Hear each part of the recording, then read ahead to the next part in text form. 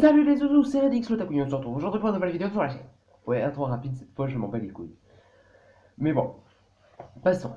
Et aujourd'hui, on va refaire une critique de film. Aujourd'hui, on va critiquer Pirates des Caraïbes, même si ça va faire 2 mois qu'il est sorti. Ouais, 2 mois. Et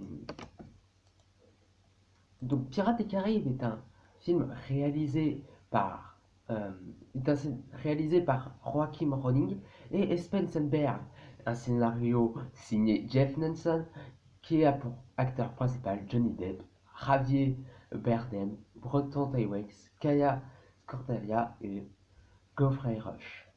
Donc, euh, Johnny Depp hein, pour Jack Sparrow, Javier Bardem pour Armando Salazar, après Brenton Taiwix, Henry Turner, Kaya euh, Scoderio, Karina Smith et George Rush, le capitaine Hector Barbossa. Même si pour moi, Kevin McNally est un acteur aussi principal parce que c'est Monsieur Gibbs. Voilà.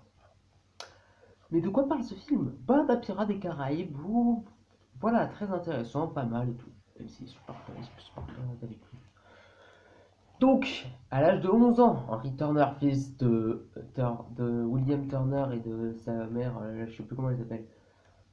Wow, oh Félix, révise tes classiques. Révise tes classiques. Oui, tu dois réviser ta classique, Félix. Oh putain. Elisabeth, voilà, Elisabeth Swan. À l'âge de Henry Turner, fils de William Turner et Elizabeth Swan, a passé des mois à calculer les coordonnées marines pour trouver l'emplacement exact du navire de son père, le Hollandais volant. Parce que vous savez, dans le 3 ou dans le 2, il fait un pari avec David Jones et il a perdu. Et du coup, ben, il est devenu un de ses marins. Une nuit, il se faufile hors de chez lui pour aller en mer. Et une fois arrivé en dessous de l'endroit précisé où le navire est positionné, il se laisse couler avec un rocher et atterrit sur le pont. Le bateau émerge du fond de l'océan et Henry se trouve nez à nez avec son père, Will Turner. Il lui annonce qu'il a trouvé un moyen de briser la malédiction et de lui libérer du navire.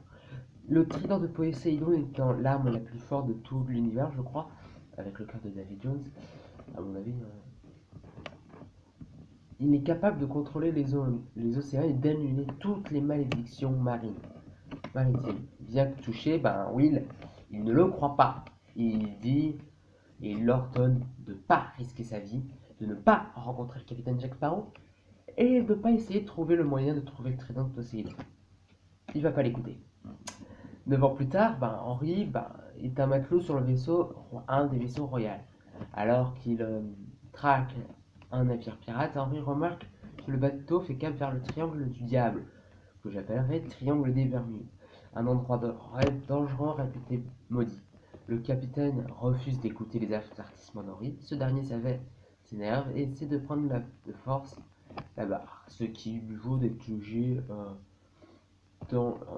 qui lui vaut d'être jugé comme rebelle de trucs, voilà, sauf qu'il y a il y a Salazar qui arrive, qui tue tout le monde, sauf qu'il laisse Henri en vie et lui demande d'aller chercher Jacques Parot pour lui raconter l'histoire. Pendant ce temps, à Saint-Martin, une jeune femme, Karina Smith, oui, est condamnée à mort pour sorcellerie à cause de ses théories sur l'astronomie, mais elle parvient à s'évader. Quelques heures plus tard, Jack Sparrow, Sophie Del Gibbs et leur équipage essaient de braquer une banque, mais l'opération est un fiasco total. Parce que vous voyez, il y a Jack Sparrow qui dort dans la banque, il y a dans un coffre, apparemment la nuit dernière, il a niqué, il a baisé la fille la meuf de quelqu'un. Comment dire il y a sauf qu'ils ont braqué la banque, sauf qu'il y a tout l'or qui part au fur et à mesure. Donc l'opération est un véritable fiasco. Gibbs et l'équipage en ont marre et décident de rompre l'association avec Jade, l'abandonnant. Jack sombre dans l'alcool et la déprime. Il se rend à une taverne, n'ayant pas de quoi payer de rhum. Il offre son compas, le compas qui montre, qui va vers ce qu'il a plus envie de voir. Euh, il offre ce compas contre une bouteille de rhum. Ses styles trahit, le compas magique rompt la malédiction qui retenait les prisonniers de Salazar et ses spectres dans le triangle du cimetière. Donc, Salazar va s'aventurer dans les hautes mers avec leur vaisseau fantôme capable de dévorer les navires ennemis, le Silent Mary, dans l'unique but de trouver Sparrow. Salazar et ses monstres attaquent tous les bateaux pirates qu'ils croisent, dont certains appartenant à Barbossa. Karina va être pendue, Henry Turner aussi. Enfin est condamné à mort. Jack Sparrow aussi. Ouais, vous avez compris, ils sont tous les trois dans la merde, sauf des trucs comme ça.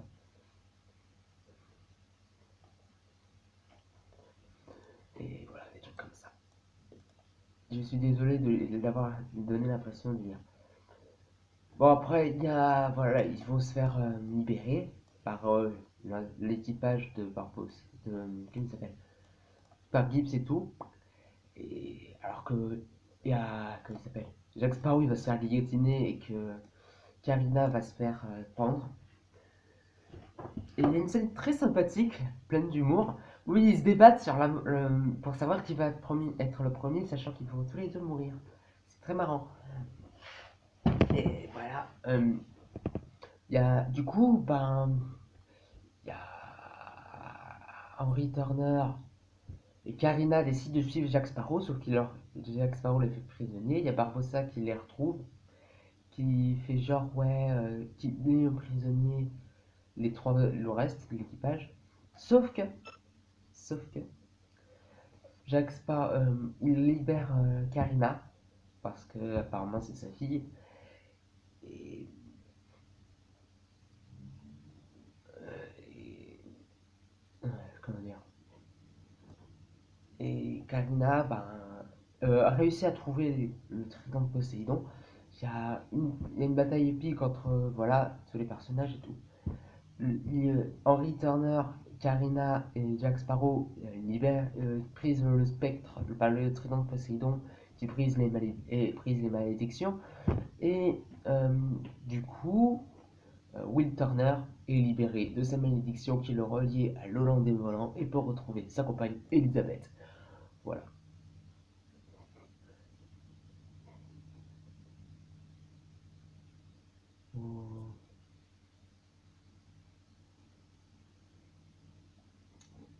Ah, et je viens de lire qu'apparemment un 6 se prépare, ça va être génial.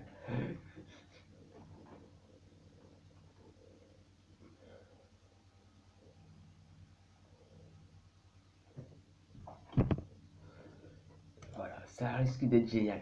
Et comment dire? De quoi je pense ce film? Putain, il est bien. Il est vraiment bien.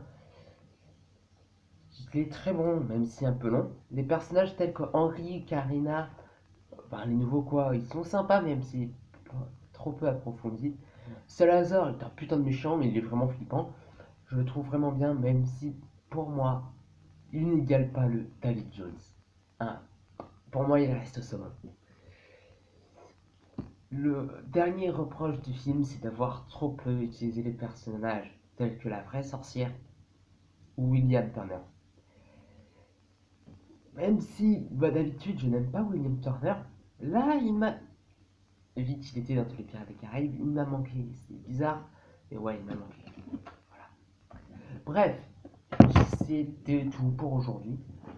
Désolé d'avoir lu le résumé comme ça. Les OST sont géniales. Elles sont géniales. J'hésite à trouver une version de 10-20 minutes juste pour la mettre en arrière-fond, quoi. Après l'opening, bien sûr. Bref, salut les zouzous, c'était Redix Lotaku et on se retrouve à la prochaine pour une nouvelle vidéo. N'hésitez pas à vous abonner, à liker, à commenter la vidéo. Salut les zouzous, c'était Redix Lotaku.